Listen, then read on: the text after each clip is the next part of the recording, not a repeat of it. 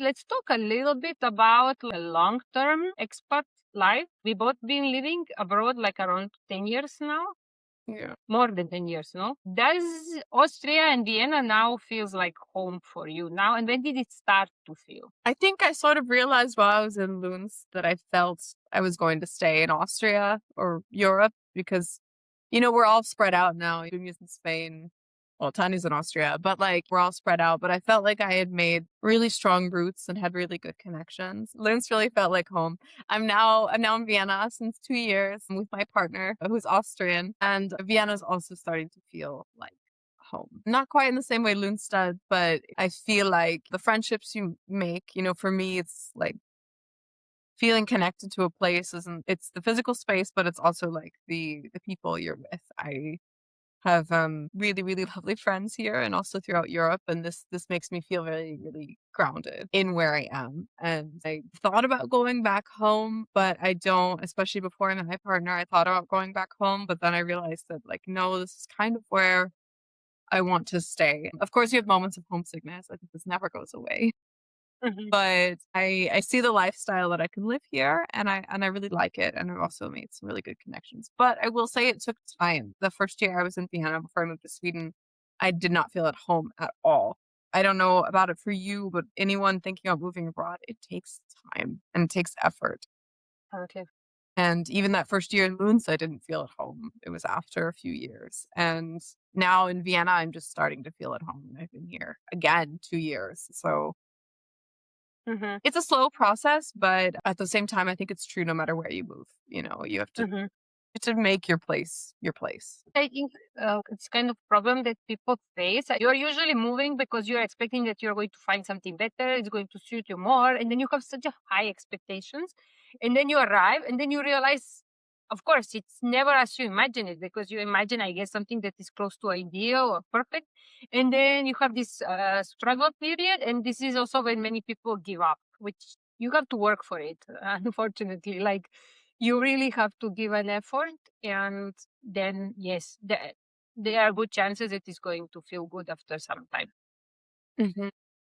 How do you feel now? American, expat, Austria? What are the things that you like kind of, adopted and which things you are like sticking to the American way? It's really funny because you don't notice yourself change. Other people notice you change. And this is true of everything. One clear moment was I remember when a friend from Lutz called me while I had been in the US for 2 weeks with my family and laughed at my accent because I didn't realize I changed the way I speak depending on who I'm talking to. I see. Yeah.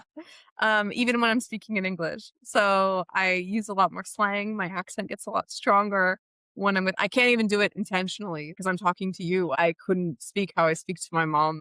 It changes. This is one thing where I'm somewhere in between because also my mom comments on it when she's visited me here. She's like, you speak really and there's several things that really change. I don't know if you noticed this, Dunya. I'm a lot more direct with people in general, and I don't think this is so much Austria. I think it's living for so long in such a multicultural environment. When we were in Lunds, we had people from Italy, from Serbia, from Nicaragua, from France. We had from Taiwan, from China, Mm-hmm. and so a lot of like cultural nuances and manners we kind of had to supersede and be really direct and be really open so we could understand each other and we could all get along. And it wasn't just with language, but it was also just the way we interact with each other. And I've Mm-hmm. noticed that this is something I've kept, and this is something that also benefits me, Mm-hmm. because again, I learned how to ask for help directly instead of indirectly. And I learned how to do this. Now, I will say sometimes when I'm back home in the US, my mom says I'm rude, because I'm direct. But like I think this is one way I've changed and I don't want to change that. So I still feel American. And actually, one of the things I did when I moved to Vienna 2 years ago is I found I kind of got in with a group of American expats. Men.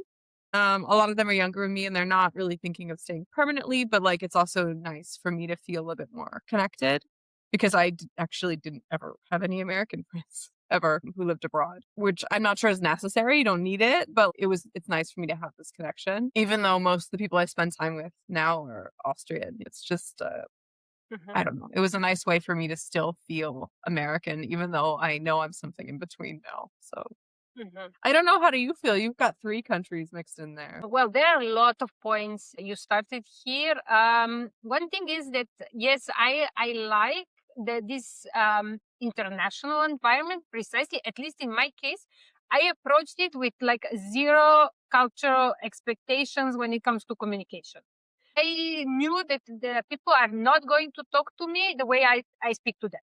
Even if someone was yelling at me, was very loud or whatever, I would not think they are rude or they are mean to me, but I would try to observe it from it's cultural perspective or whatever. Like maybe something that I will find it as rude in Serbia that I was not expecting the same abroad, which I think it's nice because I think when you are in my country, when I was communicating with people, I guess I had some expectations and people had some expectations from me. And sometimes you feel like constrained by these expectations. And when you are abroad and you speak to people from different countries, you just, yeah, you kind of express yourself in the way that it feels the most comfortable to you. And nobody is going to say that you are rude or whatever because they have zero expectations regarding communication. They just communicate with people and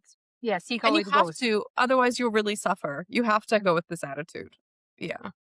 Also, like speaking about community, I want to say that when I was in Austria, I was really not looking for people from the Balkans or Serbia or and it was fine. I was completely fine. And I like the international environment. And I now in Spain, I have a lot of friends, I have to say, from Serbia and around Serbia.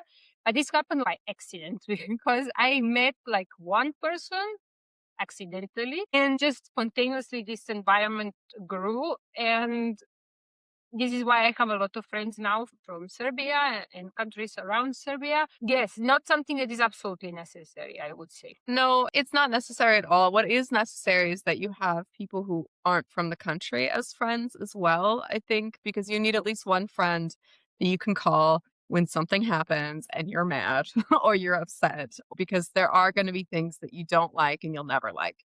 I don't like that people are rude on public transportation in Vienna. I don't like it. I'll never like it. It's fine. So when a guy bumped into me, knocked my phone out of my hands and didn't apologize, you need to have someone to like complain to somehow. Otherwise, you'll feel, or at least in my case, you feel very isolated. But these people don't need to be from your own country. It's sort of nice. I mean, I enjoyed this group of Americans I met, but like it's you just need to make sure you have someone to talk about weird cultural things. Yeah, and who can understand Yes. because people who never lived abroad. And I also have now some Spanish friends who are super nice, mostly through my husband actually.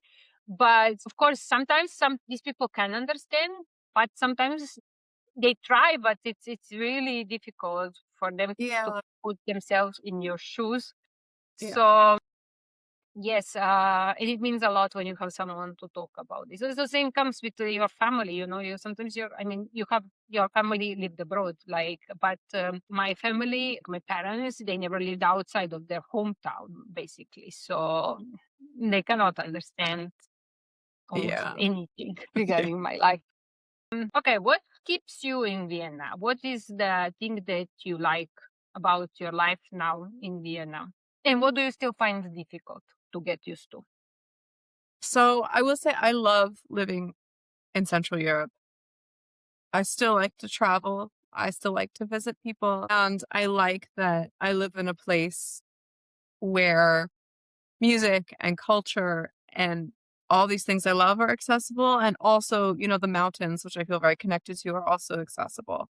So it's kind of like for me, it's sort of the best of like both worlds. Alaska's got nature upon nature upon nature, but the music and arts and culture and traveling are not so easy there. And I like that I have that access. I feel like I have access to everything I want to do on a weekend nearby, That's cool. besides like the weekend visit to your parents. But so this is what keeps me there. I mean, I have an Austrian partner and I'm not going to pretend that doesn't. The other thing is also the social services are really quite amazing.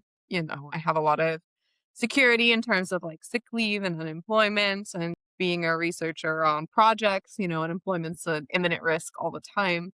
And so this is also the other thing that's like very, very comfortable. But I will say also the community. I've built a community abroad.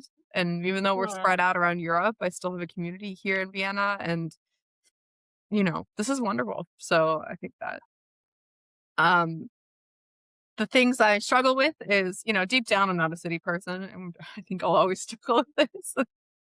I'm not a city person, but I do enjoy the amenities the city has to offer. And I also, struggle a little still with this like bit of coldness, not greeting people on the street, not chatting, not being quite as open. But I come from a very, very open place. So I understand that's also very specific. It might not bother other people. It's very specific to me. So those are kind of my things. And I do miss my family. I am very far from my family. I try to And go that home never stops. often. I'm getting a new niece like in the next days, and I'm like, how can I get home to hold her in my arms? And Mm. this is hard. Yeah, this is hard. And it's an expense, but it's also something I committed myself to when I moved abroad is that I would have this expense of flying home as often as I can. To find the time as well. Yes. The time as well. Yes, exactly. Yeah. And this is something that never stops. Mhm. Yes, it follows you forever. Yeah, It it's is how it is. completely true. So let's talk a little bit about life after the PhD.